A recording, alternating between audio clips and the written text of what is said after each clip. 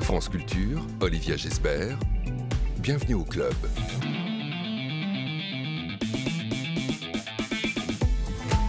Bonjour à tous, un club de lecteurs passionnés, aujourd'hui celui d'André Dussolier. Après le succès de Novecento d'Alessandro Baricco qu'il a adapté au théâtre, le comédien moliérisé remonte sur scène pour porter haut le verbe et la voix des écrivains qui l'accompagnent depuis l'enfance. Victor Hugo, Henri Michaud ou encore Raymond DeVos, il lit et redonne vie à son panthéon littéraire. Un seul en scène intitulé Sans dessus dessous, à voir en ce moment au Bouffe Parisien. Vous savez ce qu'on fait aux hommes comme lui, aux hommes comme vous, lui demande-t-on dans le film Diplomatie. Je crois qu'on les décore, répond celui qui a déjà reçu 3 Césars du meilleur acteur pour Un cœur en hiver, La chambre des officiers ou encore On connaît la chanson. Eh bien moi je crois qu'on les écoute et qu'on leur donne la parole. André Dussolier est aujourd'hui l'invité de Bienvenue au club. Une émission programmée par Henri Leblanc, préparée par Joseph Julien avec Laura Dutèche-Pérez, à la réalisation Félicie Faugère avec Grégory Vallon. Donnez vie au texte. Voilà ce que vous faites. Bonjour André Dussolier. Bonjour. Dans cette pièce Sens dessus-dessous, vous butinez d'un livre à l'autre. Quel fil conducteur a été le vôtre? Comment avez-vous rassemblé, associé ces fragments de grands textes, de grands auteurs? Alors, je suis parti de mon plaisir. C'est vrai que c'est des textes que j'aime beaucoup, que je dis souvent, que j'interprète. Il y a en particulier Roland Dubillard, et puis j'en ai découvert d'autres au fil des années. Et donc, en particulier Victor Hugo, et des poèmes tellement forts. Et donc, du coup, j'ai envie de les partager parce que c'est des textes, c'est des poèmes qui restent un peu, la plupart du temps, sur les étagères, comme dit Marcel Proust, tous ses amis qui sont sur les étagères, et qu'on n'a pas l'occasion. Et quand on peut les dire et les jouer, les interpréter, ils ont un relief évidemment très fort, ou une puissance très forte, et on n'a pas souvent l'occasion de les entendre. Donc l'occasion, j'avais envie de me l'accorder et de la partager, surtout avec les spectateurs. Enfin, quelqu'un comme Hugo, c'est quelqu'un que vous découvrez sur les bancs de l'école, non? Peut-être que vous l'appréciez pas tout de suite, ça c'est autre chose. Si, Hugo aussi, vraiment. En plus, c'est une poésie tout à fait... c'est très narratif à certains moments. J'ai pas pris seulement d'ailleurs un poème, c'est le poème du crapaud, qui est très connu, c'est vrai, mais que j'ai découvert tardivement, mais qui est tellement impressionnant, émouvant. Mais il y en a d'autres. Il y a un extrait aussi des Misérables, qui est vraiment une description d'un enlisement d'un homme comme ça sur la plage, qui est très impressionnante, à tel point que je suis allé chercher et fouiller pour voir si ça existait vraiment. C'est tellement écrit de façon si précise qu'on se dit que ça ne peut être que vrai. Et voilà, c'est la force de la fiction, quelquefois. La pièce, elle emprunte son nom à un sketch de DeVos, Sens dessus-dessous, et non pas sans dessus-dessous, avec beaucoup de S à bien prononcer. Vous reprenez donc sur scène ce sketch aussi, et ça donne ça si on l'écoute. Ah, alors il y a des courants partout, alors eh ben déjà, dans mon immeuble, les portes d'entrée sont toujours ouvertes. Alors quand j'ouvre ma porte, il y a un courant d'air qui vient de la rue, qui m'arrive, qui passe par... Ben, vous n'habitez pas dans mon immeuble, vous? On ne fait pas de zèle. Vous avez de la chance de ne pas habiter dans mon immeuble. Parce qu'en ce moment, mon immeuble est sans dessus-dessous. Tous les locataires du dessous voudraient habiter au-dessus. Tout ça parce que le locataire qui est au-dessus est allé raconter par en dessous que l'air que l'on respire à l'étage au-dessus était meilleur que celui qu'on respire à l'étage en dessous. Alors, le locataire qui est en dessous a tendance à envier celui qui est au-dessus. Et à mépriser celui qui est en dessous. Moi, je suis au-dessus de ça. Si je méprise celui qui est en dessous, c'est pas parce qu'il est en dessous, c'est parce qu'il convoite l'appartement qui est au-dessus, le mien. Remarquez, moi, je sais très bien mon appartement à celui du dessous, à condition d'obtenir celui du dessus. Mais je compte pas trop dessus. D'abord parce que j'ai pas de sous. Ensuite, au-dessus de celui qui est au-dessus, il n'y a plus d'appartement. Alors, le locataire du dessous qui monterait au-dessus obligerait celui du dessus à redescendre en dessous. Or, je sais que celui du dessus n'y tient pas. D'autant que comme la femme du dessous est tombée amoureuse de celui du dessus n'a aucun intérêt à ce que le mari de la femme du dessous monte au-dessus. Alors là-dessus, quelqu'un est-il allé raconter à celui du dessous qu'il avait eu sa femme bras dessous avec celui du dessus. Toujours est-il que celui du dessous l'a su. Et un jour que la femme du dessous était allée rejoindre celui du dessus, comme elle retirait ses dessous, et lui ses dessus... soi-disant parce qu'il avait trop chaud en dessous, je l'ai su. Parce que d'en dessous, on entend tout ce qui se passe au-dessus. Bref, celui du dessous leur est tombé dessus. Comme ils étaient tous les dessous, ils se sont tapés dessus.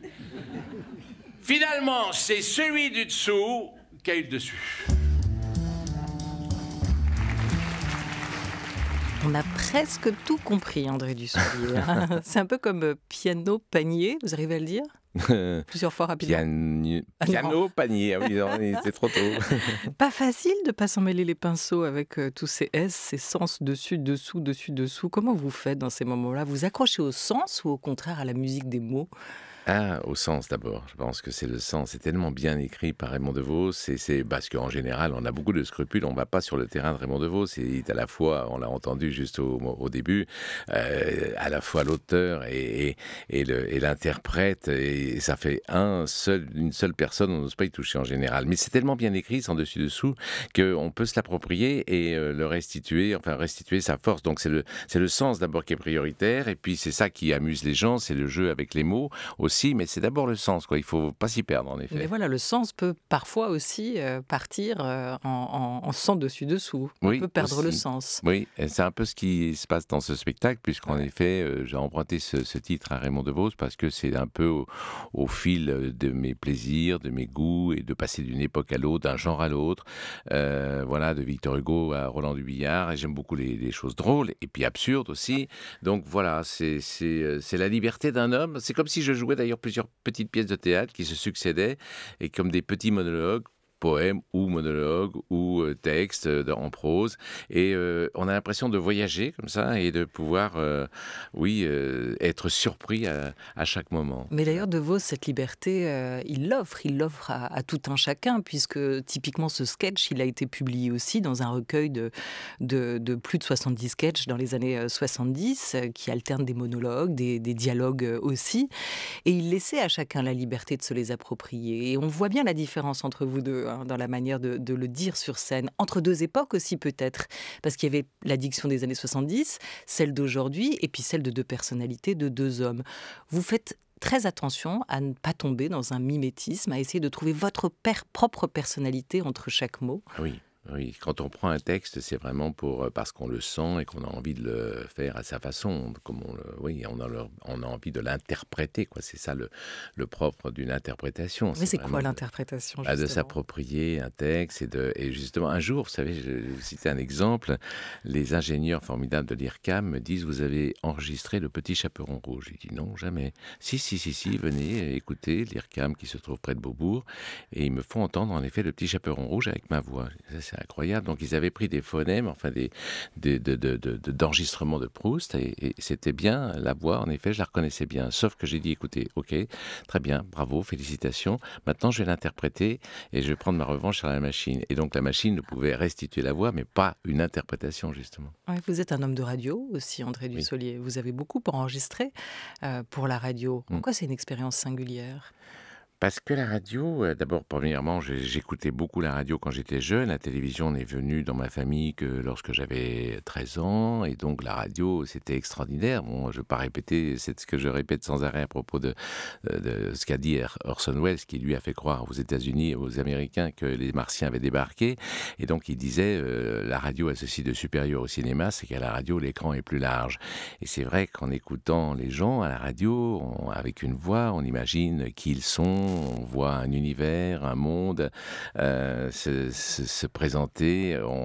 Ça part de notre imaginaire. On sollicite l'imaginaire des autres. Et quand je suis rentré à la Comédie Française, on faisait beaucoup de radio. On enregistrait beaucoup de pièces de théâtre ici même à la Maison de la Radio. Donc du coup, la radio m'est familière. J'aime beaucoup ça. Oui. On continue aujourd'hui avec les fictions de France Culture, par ailleurs. Hein. Oui. Oui, parce que pendant l'épidémie du Covid, on parlait beaucoup de médecine, etc., et de la maladie. Et il y avait l'exemple d'un médecin, au moment où les médecins se battaient comme ça sur la manière de soigner le Covid, et il y avait cette histoire de Semmelweis, qui est un médecin autrichien qui, lui, se battait pour faire valoir, 50 ans avant Pasteur, l'existence du microbe. Et donc, j'ai lu ça sur mon iPhone, et puis je l'ai passé à France Culture, et ça a eu beaucoup de retentissement, oui. Oui, et quand vous enregistrez, quand vous jouez, quand vous lisez des textes pour la radio, vous parlez à qui ?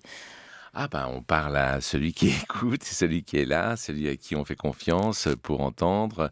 Voilà, c'est le libre espace que chacun s'approprie aussi, autant de la part de celui qui propose que celui qui écoute, hein, et qui choisit de continuer l'écoute, ou bien voilà, c'est la grande liberté, et d'être pris et d'être saisi. C'est ça qu'aussi qu'on espère quand on est comédien, c'est capter, et c'est organique le théâtre. Donc on a envie vraiment que les autres, c'est ma réaction de spectateur quand je suis dans une salle, j'ai pas envie de faire d'efforts, j'ai envie d'être saisi émotionnellement. C'est organique et l'organe, c'est la voix. Votre voix à vous, est-ce que vous l'aimez? Est-ce qu'elle vous est familière aujourd'hui? Est-ce que vous l'avez totalement apprivoisée?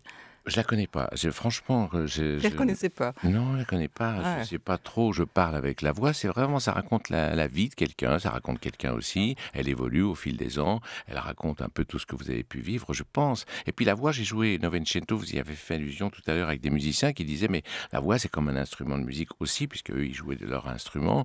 Et la voix, c'est pas seulement une tessiture. C'est pas seulement une note. C'est aussi la mélodie avec les mots, la manière dont on parle. Donc la voix, je suis allé un jour, j'ai posé la question à un orthophoniste et je lui ai dit, mais qu'est-ce que c'est qu'une belle voix? Il m'a dit, c'est une voix sincère. Et ça m'allait très très bien.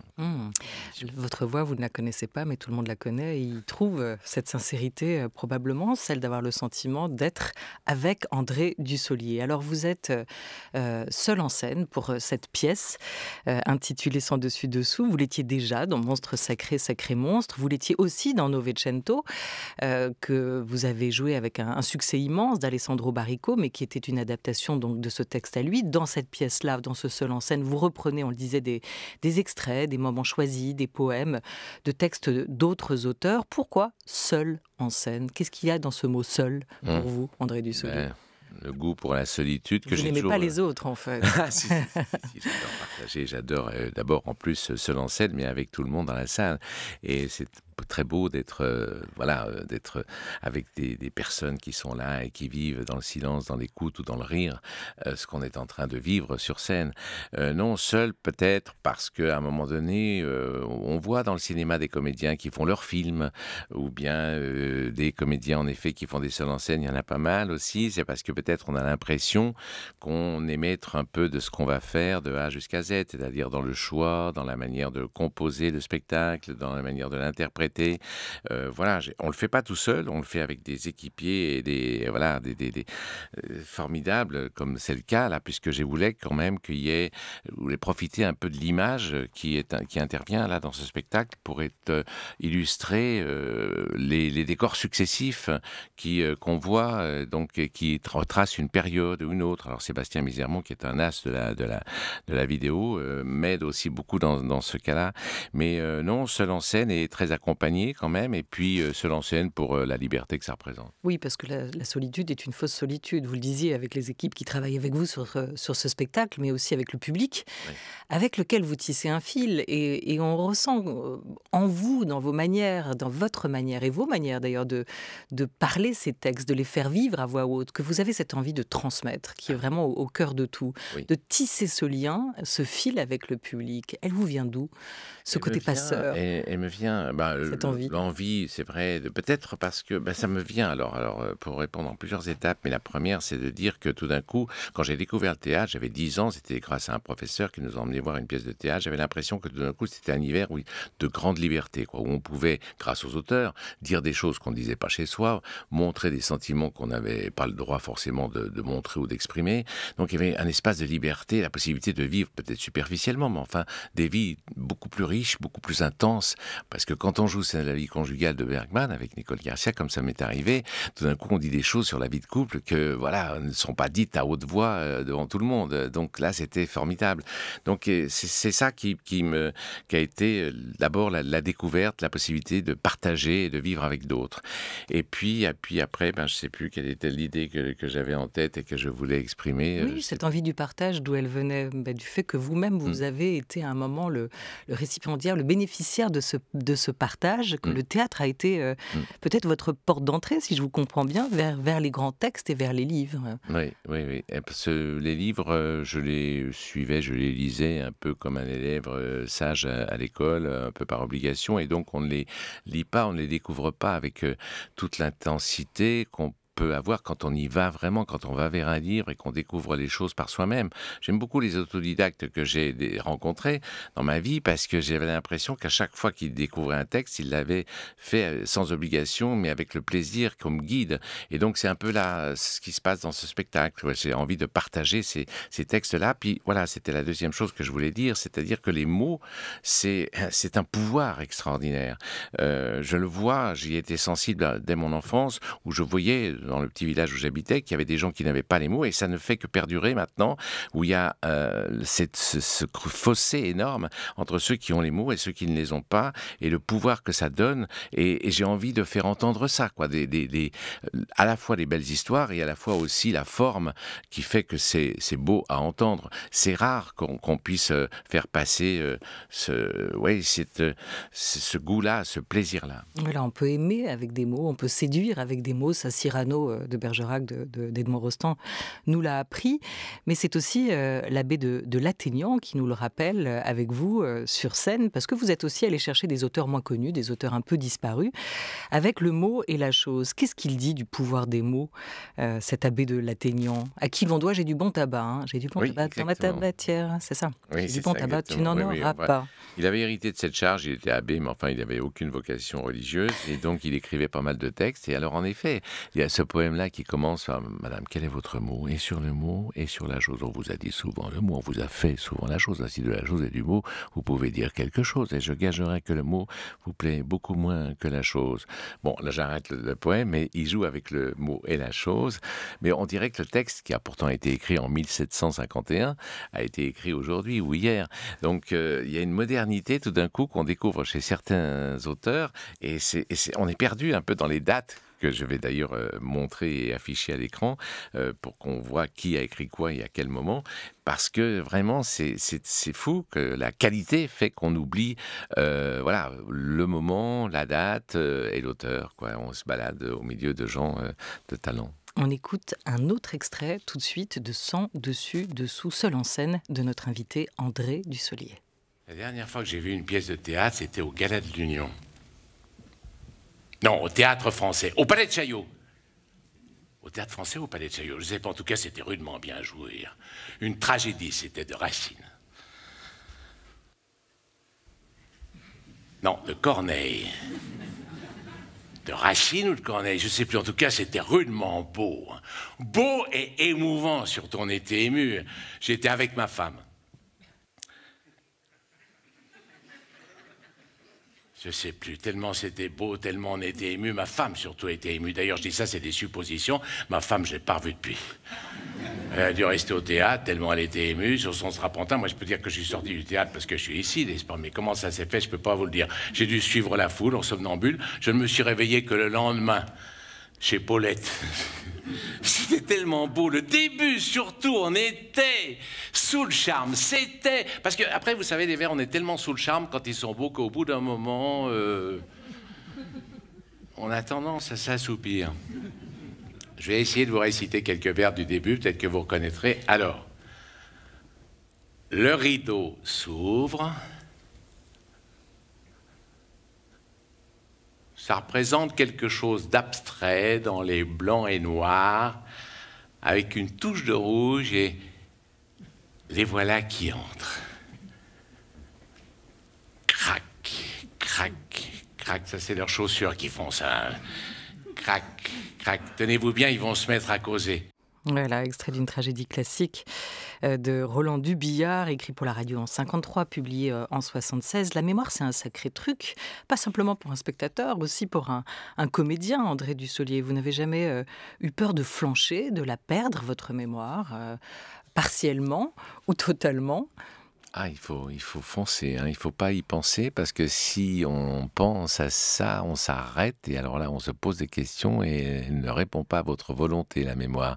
Il faut la mémoire, c'est émotionnel. Hein. Ah, c'est émotionnel. Oui, ouais. Oui, c'est pas seulement apprendre, c'est nécessaire, évidemment, les mots, mais il faut entourer ça, il faut accompagner cet apprentissage-là avec les émotions, quoi, que ça vous procure.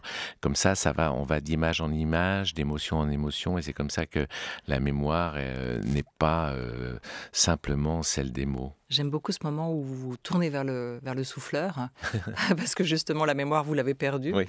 et que vous lui demandez de vous souffler, enfin vous tendez l'oreille pour qu'il vous souffle la suite du texte. Et qu'est-ce qu'il vous répond? C'est à vous. C'est à vous. Et le pauvre comédien est complètement perdu dans cette atmosphère-là. Le théâtre doit aller à la rencontre de tous les publics. J'imagine que vous avez envie, avec vos pièces, de toucher plus qu'un public de convaincus. C'est aussi ça, ce que votre histoire raconte, la manière dont vous avez fait connaissance avec ces grands textes via le théâtre, avec Poil de carotte de Jules Renard notamment. Ça, c'était quand vous habitiez dans un petit village bien plus loin que Paris, au-delà d'Annecy, en Haute-Savoie. Voilà, il y a cette idée que le théâtre aussi doit être itinérant et voyager avec vous. Vous avez des affinités littéraires avec un autre comédien qui est Fabrice Lucchini et qui en ce moment joue et rejoue La Fontaine et le confinement, où il reprend les fables, mais aussi un peu de Baudelaire et des pensées de Pascal au théâtre Montparnasse. Vous serez ensemble à l'affiche du prochain film de François Ozon, Mon crime, qui renoue avec la comédie façon Potiche, façon Ozon. Et vous faites le chemin inverse cette fois de la scène à l'écran, puisque le film est adapté d'une pièce de Georges Bert et de Louis Verneuil, et que ça en devient un film. L'humour, il est très important dans le spectacle. Il est aussi très important dans votre parcours de comédien, d'acteur, que ce soit au cinéma ou dans la vie. Dans la vie, oui, j'allais dire dans la vie, bien sûr, c'est nécessaire, parce que voilà, c'est bien de se faire télescoper, comme dans le spectacle d'ailleurs, des choses graves avec des choses légères toujours, parce qu'on a besoin, pour ne pas être tragiquement effondré par la douleur, de rebondir, et l'humour vous y aide, et le comique ou la drôlerie ou la manière de voir les choses de façon légère vous sort un petit peu de l'ornière dans laquelle vous pouvez sombrer. Donc c'est une alternance qu'il y a dans la vie même, et que raconte un peu cette même alternance des textes et du choix des textes. On a besoin de ça, quoi. Ça fait partie de la vie, oui. Et ce que racontent aussi vos choix de films, vos choix de cinéma, on pense évidemment à Tanguy de Étienne Châtilliez, ou encore à Trois hommes et un couffin de Serrault. Vous avez alterné tout au long de votre parcours entre des comédies et des drames. Est-ce que vous êtes un grand tragédien d'ailleurs aussi? J'aimerais bien jouer des tragédies, oui, dont je me suis moqué grâce à Dubillard là tout à l'heure, mais c'est vrai. Et même, vous voyez, un metteur en scène comme Alain Resnais, que j'étais tellement heureux d'avoir rencontré, faisait mélo, et puis aussi On connaît la chanson, des choses tout à fait différentes. Eh ben on y revient. Dans les années 70, Truffaut vous repère au conservatoire André Dussolier et vous fait tourner dans son film Une belle fille comme moi, puis elle rencontre avec Claude Lelouch, puis Pinotto, puis Chabrol, Romer. C'est par le théâtre que le cinéma est venu à vous, et c'est aussi par le cinéma que le succès populaire est venu à vous. Allez, on va rembobiner ce film-là. Nous sommes le 29 août. Dans 48 heures, le destin d'Amélie Poulain va basculer. C'est nul comme musique. Faut que ça pète. Qu'est-ce qu'on a dit, mon Dieu? On ne boit plus. Sauf en cas de nécessité. On va voyager. À Meurthe-et-Moselle, à Charité-sur-Loire, Rocamadour, Valence, Montélimar, Plessis-les-Tours. Comprenez-vous, ami? Dis donc, fais au cul toi-même, hein? Je m'en fous, je demanderai pas mon affectation au sol. Je vous emmerde. J'ai pas besoin de vous. Je trouverai une solution tout seul. À 10 ans, c'était charmant, cette insolence. À 20, c'est agaçant. Ma petite Mathilde, tu te dilapides ton héritage dans une croisade ubuesque. Bingo, crépuscule. Pourquoi pas youpi tralala? T'es rien, une petite gêne. Un caillou dans une chaussure, un poil de cul coincé entre les dents. Débarrasse, poil de cul. Putain de merde, de saloperie de merde. Je l'ai bien examiné, il est pas fou. C'est un petit mental qui a une incapacité totale à s'extraire du présent. Mon Claire, il est incroyablement con. C'est un asile de fous, pas un asile de cons. Il faudrait construire des asiles de cons, mais vous imaginez un peu la taille des bâtiments. Moi, j'aime pas les morts qui titubent. Et aujourd'hui, le ravi de la crèche veut faire un grand discours pour annoncer toutes ces idées d'enfants de 6 ans. Celui qui gagne une bataille, c'est celui qui est capable de croire à la victoire un quart d'heure de plus que son adversaire. J'ai cru que j'avais gagné. Je ne suis pas assez méfié. Vous savez ce que nous faisons aux hommes comme vous, monsieur Narling? Je crois qu'on les décore. Nous sommes les derniers hommes libres. Quelle aventure! Je suis bien content d'être venu. Voilà, on a ouvert avec Le fabuleux destin d'Amélie Poulain, on referme avec Les enfants du Marais. Ils vous ont gâté, ces cinéastes aussi, ces scénaristes, parce que, il faut le dire, on l'entend dans ces répliques que vous portez hautes, là encore, André Dussolier, qu'il y a des grands textes de cinéma. Et comment cette écriture, celle des scénaristes, celle des réalisateurs, a nourri aussi votre phrasé aujourd'hui ?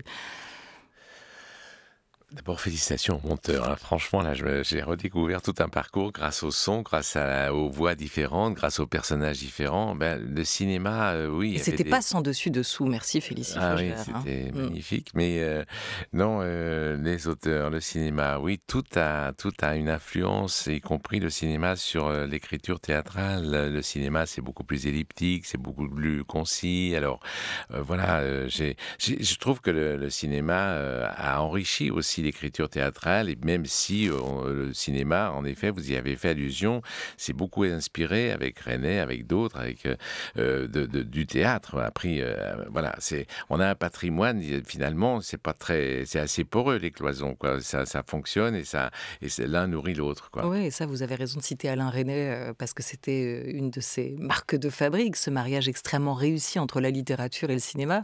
C'est votre réalisateur fétiche qui l'a réellement conclu, ce mariage. Et Alain Resnais, il est décédé il y a 10 ans, mais vous avez joué, vous, dans son dernier film, Aimer, boire et chanter. On en entendait un extrait à l'instant. Il était l'ami des écrivains, de Queneau, de Duras, de Rob Grillet, de Semprin, de Gruau, bien sûr aussi. Ils ont tous prêté leur mot au réalisateur. Je crois que vous avez aussi en commun Sacha Guitry, que vous admirez l'un et l'autre. Il avait aussi tourné, lui, Alain Resnais, un film documentaire à la Bibliothèque nationale de France. Qu'est-ce qu'une bibliothèque pour vous, André Dussolier ? Est-ce que vous posez sur les étagères d'une bibliothèque le même regard gourmand, attendri que Resnais l'avait fait avec sa caméra?